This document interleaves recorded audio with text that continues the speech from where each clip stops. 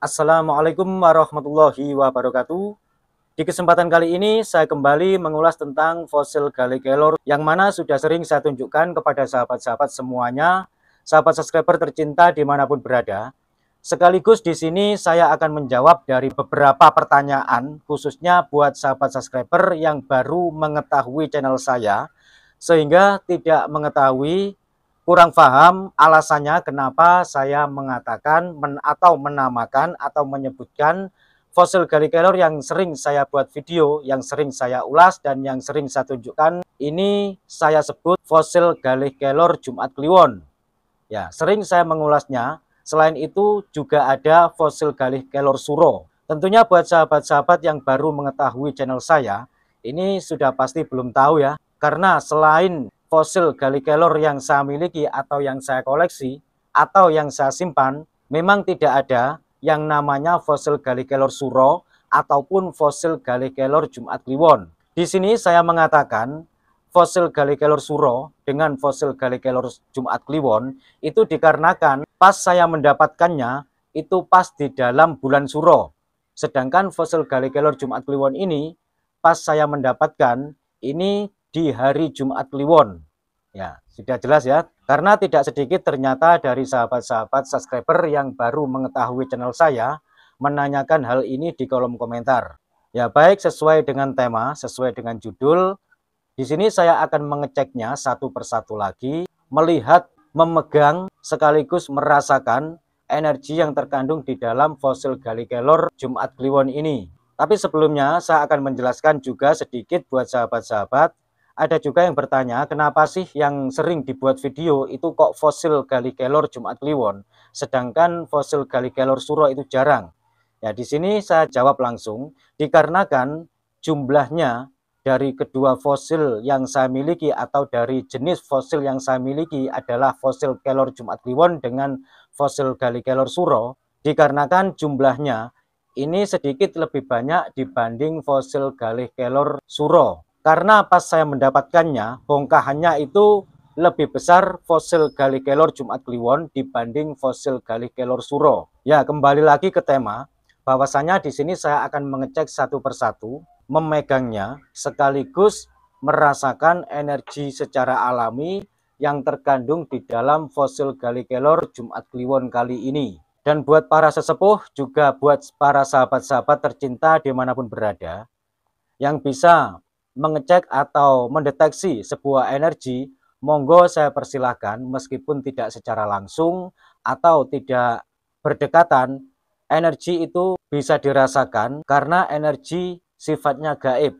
Kenapa saya mengatakan gaib? Karena definisi gaib adalah halus, tak kasat mata, tidak dapat diraba, namun dapat dirasakan keberadaannya, sehingga tidak terbatas oleh ruang dan waktu. Dan buat sahabat-sahabat yang mungkin belum pernah mempelajari olah rasa atau kepekaan-kepekaan dalam mendeteksi sebuah energi yang tak kasat mata, yang secara alami terkandung di dalam fosil Gallic Kelor, tidak masalah. Mudah-mudahan ini bisa membantu khususnya buat sahabat-sahabat yang baru mempelajarinya. Membantu dalam hal apa?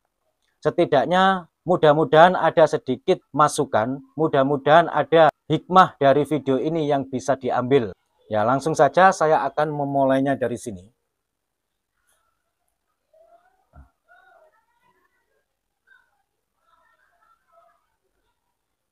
Bahwasanya energi yang saya rasakan ini memang tetap ada, karena ada juga yang menanyakan energinya itu bisa hilang atau tidak. Itu dari sahabat subscriber yang menanyakan ke saya melalui jalur WA, bahwasanya energinya itu bisa hilang atau tidak. Perlu sahabat-sahabat ketahui, khususnya buat sahabat-sahabat yang masih pemula, energi yang secara alami sudah ada terkandung dalam fosil Gallic Kelor atau benda-benda lainnya, karena setiap benda, semua benda itu menghimpun energi secara alami. Hanya saja ada yang lemah, ada yang sedang, ada yang kuat, ada yang pasif, ada juga yang aktif. Namun kebanyakan 90% secara alami itu pasif. Makanya fosil Gallic Kelor dibilang langka dikarenakan energi secara alaminya yang aktif itu sangat jarang sekali. Bukan pada fosil Gallic Kelornya yang langka, namun pada energinya yang aktif secara alami. Nah, itu yang disebut langka. Dan untuk energi sendiri, bahwasanya energi yang terkandung secara alami itu tidak bisa hilang, teman-teman. Selama bendanya, selama bahannya, selama barangnya masih ada, itu tidak bisa hilang. Hanya saja bisa melemah, bisa stabil, bisa juga menguat tergantung dari keadaannya. Lalu keadaan apa yang mempengaruhi energi itu bisa melemah, bisa menguat? Nah, itu adalah benturan atau dari gesekan-gesekan yang terjadi secara alami, karena setiap lokasi, setiap tempat, setiap benda itu juga ada energinya, hanya saja tidak semua orang bisa merasakan dan memang tidak dapat diraba, juga tidak dapat dilihat karena itu sifatnya gaib. Sekali lagi, gaib definisinya adalah sesuatu hal yang tidak kasat mata, tidak dapat diraba, namun dapat dirasakan keberadaannya, bisa dideteksi, tidak terbatas oleh ruang dan waktu, begitu. Sekali lagi, bahwasanya energi itu tidak bisa hilang, hanya saja bisa melemah, bisa menguat. Karena mungkin ada gesekan energi yang tidak kita ketahui, sehingga mempengaruhi dari tingkatan energi tersebut, kadang melemah, kadang naik, bisa menguat, dikarenakan adanya benturan atau adanya gesekan dengan energi-energi lain. Namun untuk energi secara alami yang sudah aktif secara alami tanpa diaktifkan, apakah bisa pasif kembali?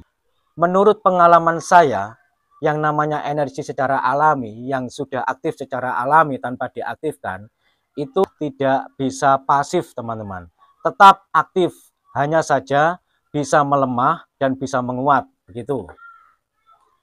Ya, ini sudah saya cek satu persatu semuanya, bahwasanya di sini ada sebagian energinya yang naik turun, ada yang stabil, ada yang makin menguat, begitu. Meskipun ini saya jadikan satu, karena dalam setiap bongkahan, meskipun dalam satu bongkahan, kualitasnya itu tidak sama. Jangankan kualitas, dari segi motif dan warnanya pun selalu ada perbedaan.